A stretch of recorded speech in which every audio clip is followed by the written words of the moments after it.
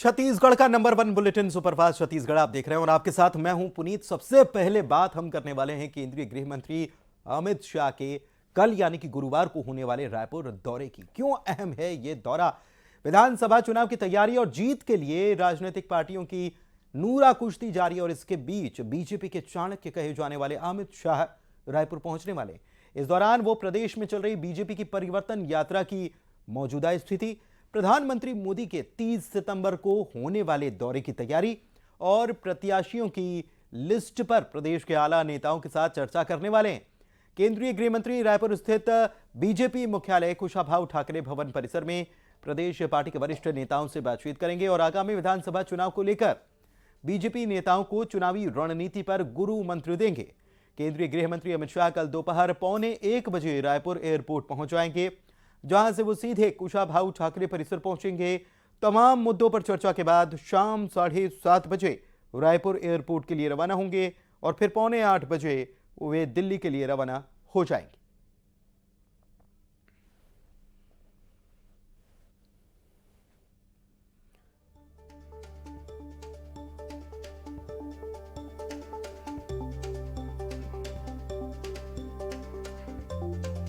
वैसे आपको बता दें कि गृह मंत्री अमित शाह का दौरा जो पहले प्रस्तावित हो चुका है छत्तीसगढ़ में, लेकिन वो किन्हीं कारणों से उसे स्थगित करना पड़ा था। आपको बता दें कि परिवर्तन यात्रा का जो आगाज होना था तब भी अमित शाह को इस कार्यक्रम में पहुंचना था। परिवर्तन यात्रा की शुरुआत के वक्त अमित शाह को पहुंचना था और उसको हरी झंडी दिखाने का काम करना था, लेकिन किन्हीं कारणों और उनकी व्यस्तता के चलते, दूसरे कार्यक्रमों में बिजी होने के चलते उस कार्यक्रम को स्थगित कर दिया गया था और आखिरकार कल मिशन छत्तीसगढ़ पर शाह आ रहे हैं।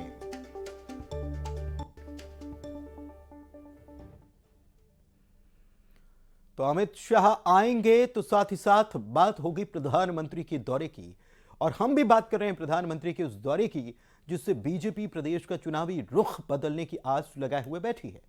30 सितंबर को बिलासपुर के दौरे पर प्रधानमंत्री आने वाले हैं और मौका होगा छत्तीसगढ़ के दो छोर से शुरू हुई पार्टी की 2 परिवर्तन यात्राओं के समापन का। बिलासपुर में समापन होगा। प्रदेश की 87 विधानसभा क्षेत्रों का दौरा कर बीजेपी की परिवर्तन यात्रा का 30 सितंबर को बिलासपुर के साइंस कॉलेज मैदान में समापन होना है, जिसके समापन समारोह में पीएम मोदी शामिल होंगे। मोदी के इस दौरे को लेकर पार्टी अभूतपूर्व तैयारियों में लगी हुई है। बीजेपी का यह दावा है कि पीएम मोदी की ये रैली छत्तीसगढ़ के इतिहास की सबसे बड़ी और ऐतिहासिक रैली होगी, जिसमें 1 लाख से ज्यादा लोगों के जुटने का दावा किया जा रहा है। हालांकि इस रैली के 2-3 दिन के बाद ही 3 अक्टूबर को प्रधानमंत्री मोदी एक बार फिर से छत्तीसगढ़ के दौरे पर आने वाले हैं और वो छत्तीसगढ़ की सत्ता तक पहुंचने वाली बस्तर की सियासी चाबी को पाने के लिए, सियासी जमीन को जगदलपुर से साधने के लिए कोशिश करेंगे। पीएम मोदी का पिछले 3 महीने में यह छत्तीसगढ़ का चौथा दौरा होगा।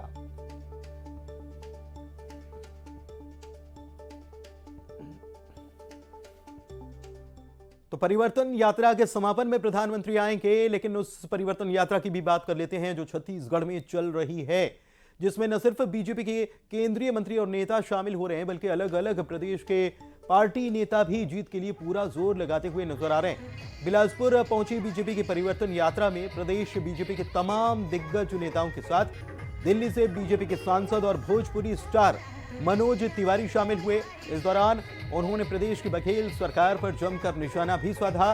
उन्होंने तखतपुर और बिल्हा विधानसभा क्षेत्र में जनता को संबोधित किया।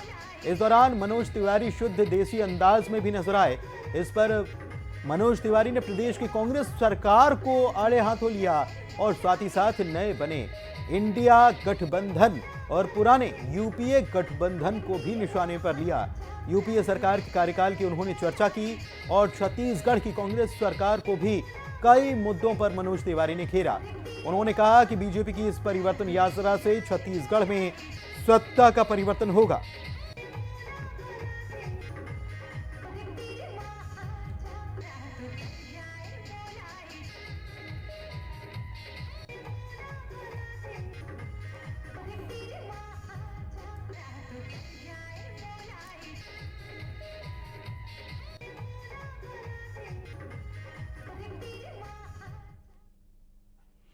और चलिए बढ़ते हैं आगे और बिलासपुर में पहुंची बीजेपी की यात्रा की बात कर लेते हैं, जिसमें बीजेपी के दिल्ली से सांसद मनोज तिवारी पहुंचे और भोजपुरिया स्टार वाला रंग उनका यहां पर देखने को मिल गया और वो भी राजनीतिक अंदाज में उन्होंने अपना स्टार वाला रंग दिखाया।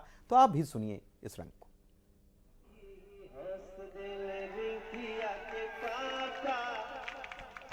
चट देली मार देली खींच के तमाचा। और इस बार जब आप लोग कमल का बटन दबाओगे ना तो फिर से बदल जाए विरोधियन के भाषा, फिर से बदल जाए विरोधियन के भाषा। इसलिए मेरी बात उस गाने को याद रखना कि मंदिर अब बनने लगा है, भगवा रंग चढ़ने लगा है। मंदिर अब बनने लगा है, भगवा रंग चढ़ने लगा है। मंदिर जब बन जाएगा सोच नजारा क्या हो।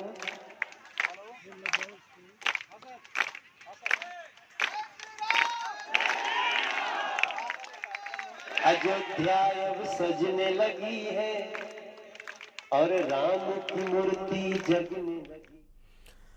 तो समा बांधने का काम मनोज तिवारी ने किया, लेकिन इसके पहले मनोज तिवारी परिवर्तन यात्रा में शामिल होने के लिए राजधानी रायपुर पहुंचे थे और उनके पहुंचते ही मनोज तिवारी कांग्रेस सरकार पर हमलावर नजर आए।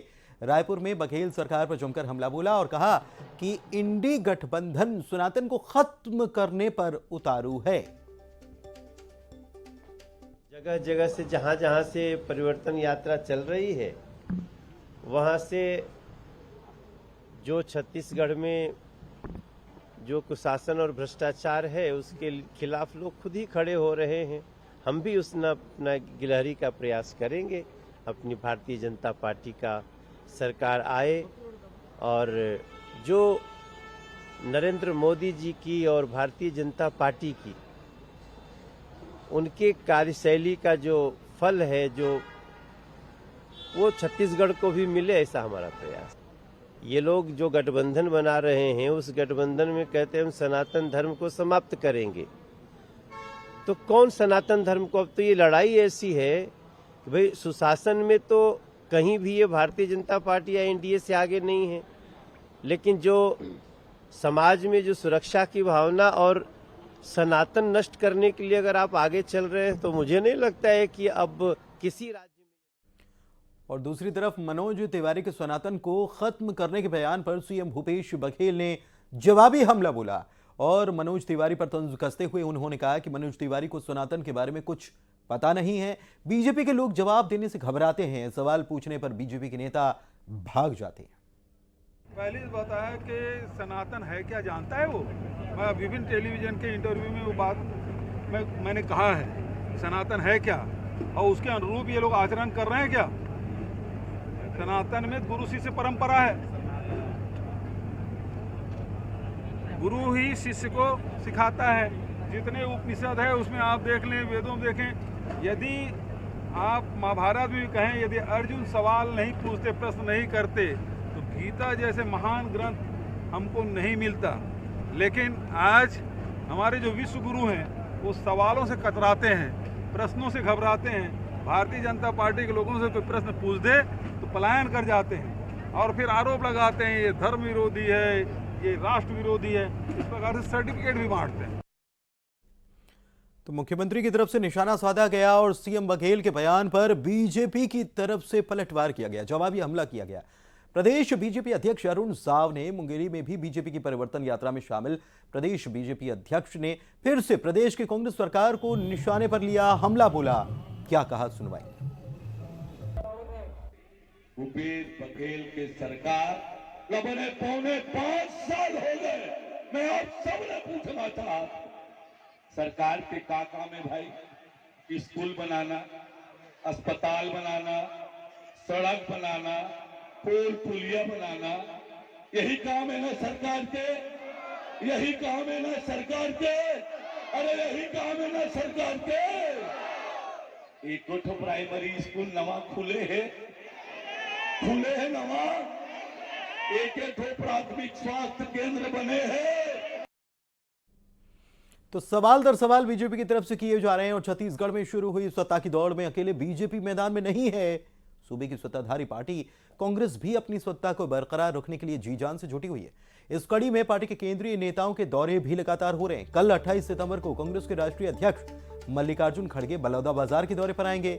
पार्टी ने उनके दौरे को भव्य बनाने की पुरजोर कोशिश कर रखी है। भाजपा के सुमाफाटा में खड़गे का कार्यक्रम रखा गया है, जिसमें मुख्यमंत्री भूपेश बघेल भी शामिल होंगे। इस दौरान मुख्यमंत्री निर्माण श्रमिक पेंशन सहायता योजना का शुभारंभ भी करने वाले हैं। जिले में 266 करोड़ रुपए से ज्यादा के 264 विकास कार्यों का लोकार्पण और भूमि पूजन होगा। इस यात्रा में खड़गे और बघेल के अलावा पीसीसी चीफ दीपक बैज, प्रदेश प्रभारी कुमारी शैलजा और उप मुख्यमंत्री टीएस सिंहदेव समेत तमाम कांग्रेसी दिग्गज शामिल रहेंगे।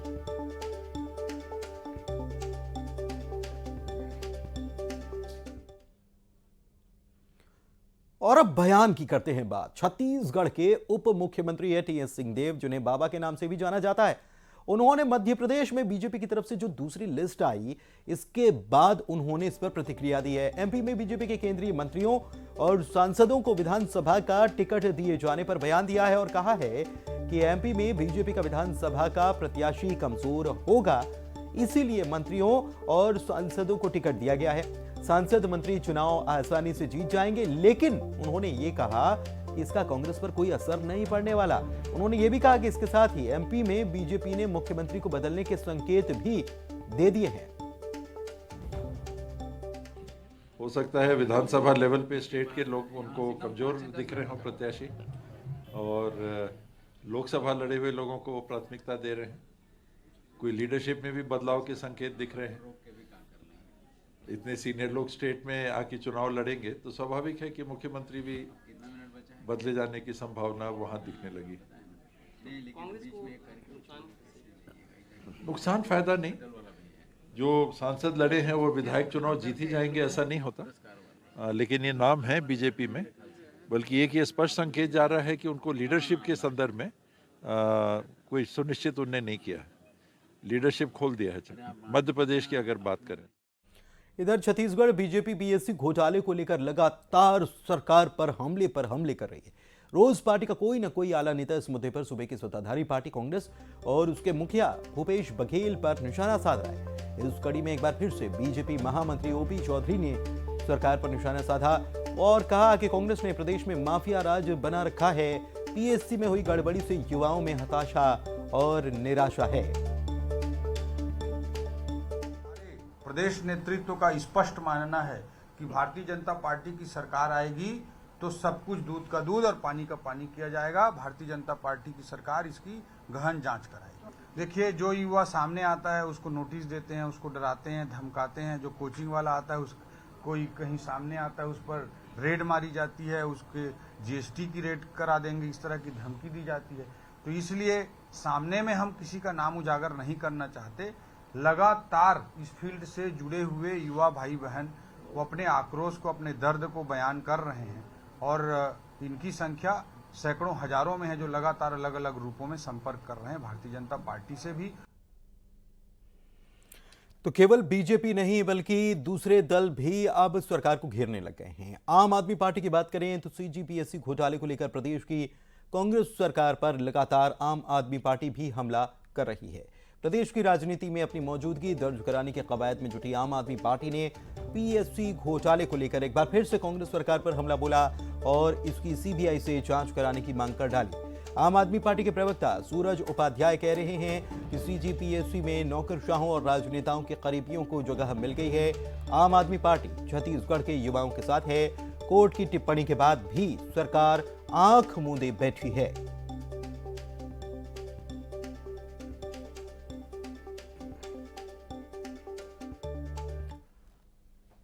और उधर छत्तीसगढ़ में ईडी की ताबड़तोड़ कार्रवाई के बाद छत्तीसगढ़ सरकार के द्वारा prevention of money laundering act की संवैधानिक वैधता को लेकर सुप्रीम कोर्ट में याचिका लगाई गई थी, लेकिन अब भूपेश बघेल के नेतृत्व वाली छत्तीसगढ़ सरकार ने याचिका को वापस ले लिया है। छत्तीसगढ़ सरकार की ओर से पीएमएलए के कुछ सेक्शन की वैधता को सुप्रीम कोर्ट में चुनौती दी गई थी याचिका के माध्यम से। लेकिन याचिका ले ली गई वापस। छत्तीसगढ़ सरकार की ओर से वरिष्ठ वकील मुकुल रोहतगी और समीर सोढ़ी ने सुप्रीम कोर्ट से मामले में जल्द सुनवाई की गुहार भी लगा रखी थी। भूपेश बघेल के नेतृत्व वाली छत्तीसगढ़ सरकार ने अपनी याचिका में यह आरोप लगाया था कि गैर बीजेपी शासित राज्यों की सरकारों के सामान्य कामकाज को बाधित करने, डराने और परेशान करने के लिए केंद्रीय जांच एजेंसियों का दुरुपयोग किया जा रहा है।